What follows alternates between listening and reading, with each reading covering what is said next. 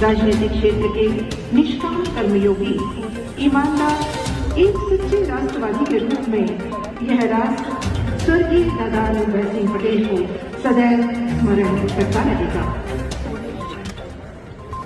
Deep reflection, बीतने कुछ यूं कहा, बीतने कुछ यूं कहा।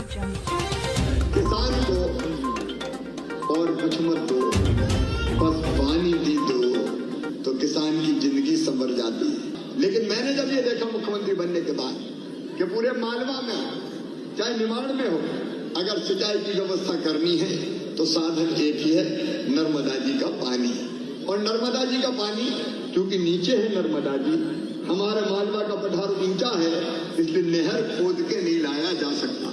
मैंने देश भर के इंजीनियर्स बुलाए, विशेषज्ञ बुलाए, उनसे चर्चा और बातचीत की और मैंने कहा कैसे संभव है बताओ, तो उन्होंने कहा ग्रेविटी से तो संभव ही नहीं है। तो मैंने कहा कैसे संभव हो सकता है, मैं तो संभव करना चाहता हूं। तो उन्हें एक ही बात कही कि नर्मदा जी के पानी को अगर आप लिफ्ट करें शक्तिशाली मोटरों से और पाइपलाइनों के जरिए अगर आप ले जाना चाहें तो ही नर्मदा जी का पानी जाएगा, लेकिन खर्चा बहुत जबरदस्त आएगा। उतना खर्चे में उठाने की सामर्थ्य राज्य सरकार की नहीं है। मेरे किसान भाइयों, मैंने संकल्प लिया कि चाहे कुछ हो जाए, नर्मदा जी के पानी को मालवा तो लेके जाऊंगा। नर्मदा जी छिपरा जी जोड़ेंगे, नर्मदा जी से गंभीर को जोड़ेंगे, काली सिंध को जोड़ेंगे, पार्वती को जोड़ेंगे। और आप जानते हैं कि गंभीर और नर्मदा जी जुड़ गई, कई गांव में पानी की व्यवस्था हुई है। लेकिन आज फिर मनोज जी ने ये कहा है कि एक कोशिश हो जाए, इस इलाके के कई गांव रह गए।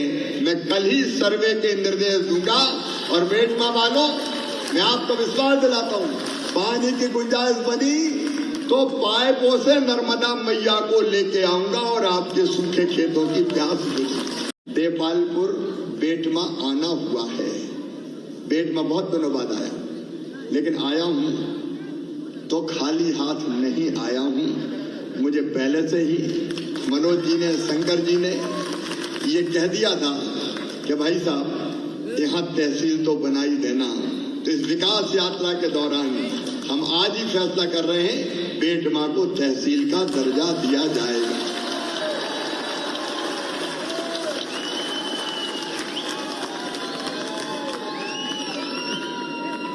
बेटमा में आपने, मेरे भांजे भांजियों ने, भांजे भांजी है कि नहीं, तो कॉलेज चाहिए क्या? तो इसी साल अगले सत्र में, मतलब जुलाई से जो शुरू होगा, क्योंकि अब तो ये फरवरी चल रही है, इसलिए अभी कॉलेज खोलने का कोई फायदा नहीं, क्योंकि पढ़ाई परीक्षा आ गई। लेकिन अगला सत्र जो जुलाई से प्रारंभ होगा, बेटमा में कॉलेज प्रारंभ कर दिया जाएगा। देखो, जब चाह होती है, जब चाह होती है, वहां राह को निकलना पड़ता है। प्राथमिकताएं क्या है सरकार की, ये तय करना पड़ेगा।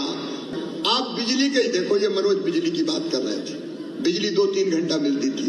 आज बिजली गांव में, हम और शहर में, घरों में 24 घंटा देते हैं, खेती के लिए 10 देते हैं। लेकिन कितनी सब्सिडी लगती है मेरे किसान भाइयों, जो आपको बिजली 3700 रुपया में देते हैं, उसमें सरकार का खर्च होता है 53,000 रुपया।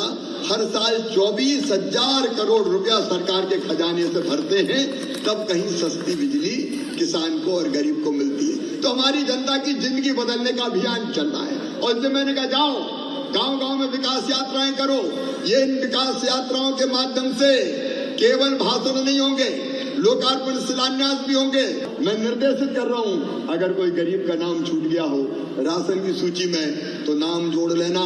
अपने खजाने में गरीब के राशन के लिए पैसे की कमी नहीं है। हम गरीबों के मकान बना रहे हैं। अगर कोई छूट गया हो, अगर कोई छूट गया हो, आयुष्मान कार्डधारी, आयुष्मान कार्ड बनवा देना। कोई लाडली लक्ष्मी में छूट गया हो, लाडली लक्ष्मी का लाभ दिलवाना। कोई बुजुर्ग रह गया हो पेंशन में, पेंशन के लिए नाम जुड़वा देना।